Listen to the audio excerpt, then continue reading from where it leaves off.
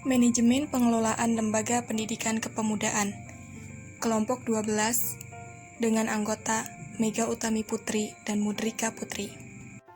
Poin pertama membahas mengenai pengertian pemuda. Pemuda adalah individu yang bila dilihat dari segi fisik sedang mengalami perkembangan, sedangkan jika dilihat dari segi psikis, mereka sedang mengalami perkembangan emosional. Pemuda sering disebut generasi muda.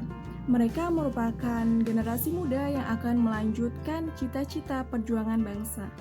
Dengan demikian, pemuda merupakan individu yang masih memerlukan pembinaan dan pengembangan ke arah yang lebih baik, agar dapat melanjutkan pengembangan suatu bangsa yang telah berlangsung. Lanjut poin yang kedua, saya akan membahas mengenai konsep pendidikan pemuda.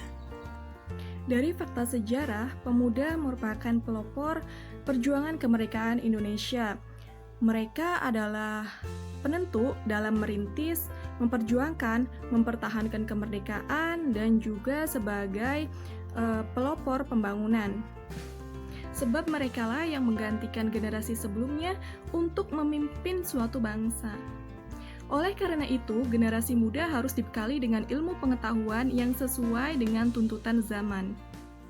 Selanjutnya, poin yang ketiga saya akan membahas mengenai peranan pemuda dalam pendidikan. Pertama, peranan pemuda dalam bidang pendidikan agama. Peranan pemuda dalam konteks ini ialah memberikan wawasan dan pengetahuan agama kepada masyarakat, terutama anak-anak. Pengajarannya bisa melalui TPQ, madrasah, dan juga masjid. Yang kedua, peranan pemuda dalam bidang pendidikan keorganisasian. Pemuda mempunyai peranan utama untuk mengembangkan kecakapan sosialisasi antara individu dengan individu ataupun antara individu dengan kelompok.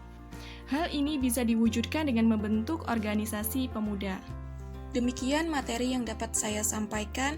Untuk materi selanjutnya akan disampaikan oleh rekan saya. Assalamualaikum warahmatullahi wabarakatuh. Saya Mudrika Putri dengan NIM 1908-10-11-17. Di sini saya akan membahas mengenai manajemen dalam lembaga kependidikan kepemudaan, juga manfaat dan tujuan lembaga kepemudaan. Baiklah, langsung saja kita bahas mengenai pengertian manajemen. Manajemen adalah rangkaian-rangkaian aktivitas yang terdiri dari perencanaan, pelaksanaan, pengawasan, dan pengendalian untuk mencapai suatu tujuan tertentu yang telah ditargetkan melalui pemanfaatan sumber daya manusia dan sumber-sumber lainnya. Lalu di sini saya akan menjelaskan tentang pengertian manajemen menurut para ahli. Yang pertama ada George R. Terry.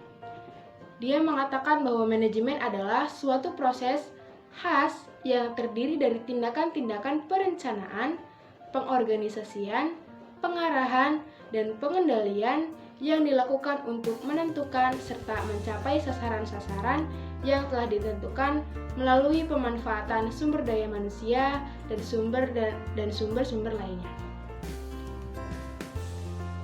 Selanjutnya, menurut John F. Mee, beliau berpendapat bahwa manajemen adalah seni mencapai hasil yang maksimal dengan usaha minimal supaya tercapai kesejahteraan dan kebahagiaan maksimal baik bagi pimpinan maupun para pekerja serta memberikan pelayanan yang sebaik mungkin. Dan yang terakhir, menurut Mary Parker Follett mengatakan bahwa manajemen adalah sebagai suatu seni. Tiap-tiap pekerjaan bisa diselesaikan dengan orang lain. Lalu yang pembahasan yang kedua mengenai fungsi manajemen. Fungsi manajemen ada 4. Yang pertama ada planning atau perencanaan.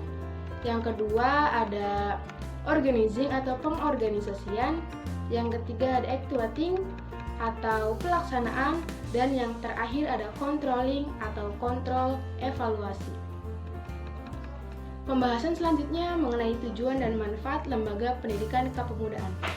Adapun manfaatnya yaitu yang pertama dapat mengembangkan kesadaran sosial, mengembangkan kecakapan diri di dalam pergaulan, mengembangkan sikap yang tepat dalam melakukan hubungan sosial, dan yang terakhir ada mengembangkan pengetahuan dan keterampilan yang telah dimiliki. Mungkin segitu saja yang bisa saya sampaikan. Kurang lebihnya mohon maaf. Wabillahi taufiq wal hidayah. Wassalamualaikum warahmatullahi wabarakatuh.